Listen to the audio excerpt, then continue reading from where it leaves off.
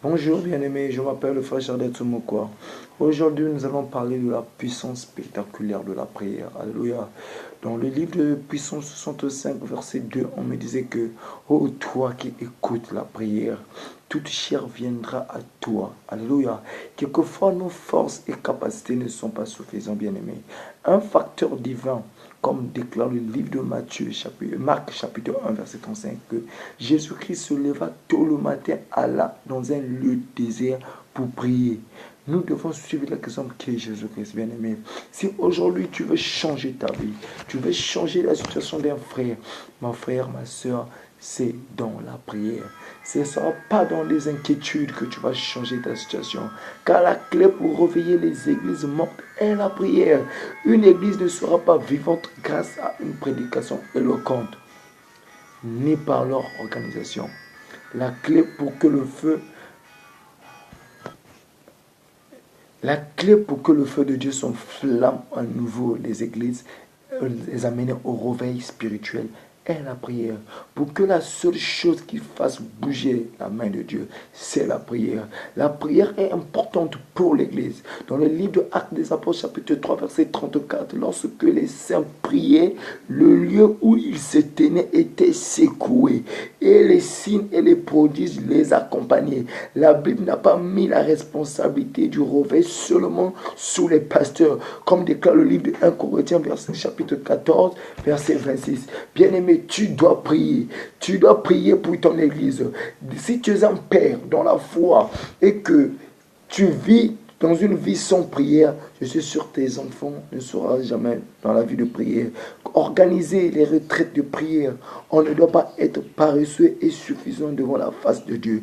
Dans le livre de Matthieu, chapitre 26, verset 41, la Bible me dit que veillez et priez afin que vous ne tombez pas en tentation. L'esprit est bien disposé, mais la chair est faible. Bien-aimé, je ne sais pas pourquoi je suis en train de te parler de la prière.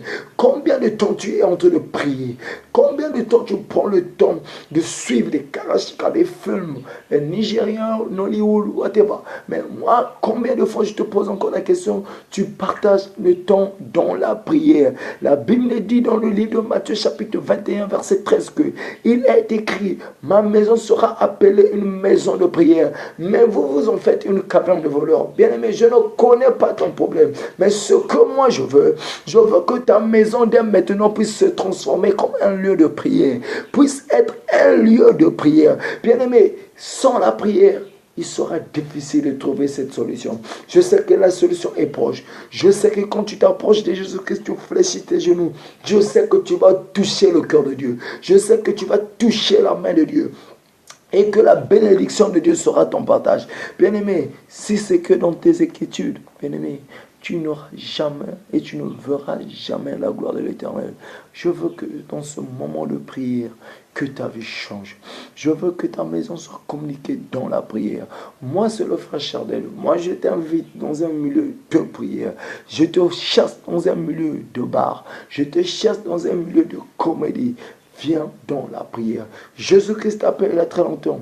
Tu avais pris la décision de suivre Jésus-Christ et d'abandonner tes péchés. Mais regarde ta vie comment tu es. Tu es toujours resté dans la même condition. Mais maintenant que moi je te parle, par la puissance de Jésus-Christ, je déclare et je te délie et je te délie par le nom de Jésus contre la condamnation de l'ennemi. Là où tu es bloqué, là où la prophétie de l'ennemi veut prendre place, je prophétise par le nom de Jésus. Tu seras un canal de la prière dans ta famille. Tu seras un canal de la prière dans tes business.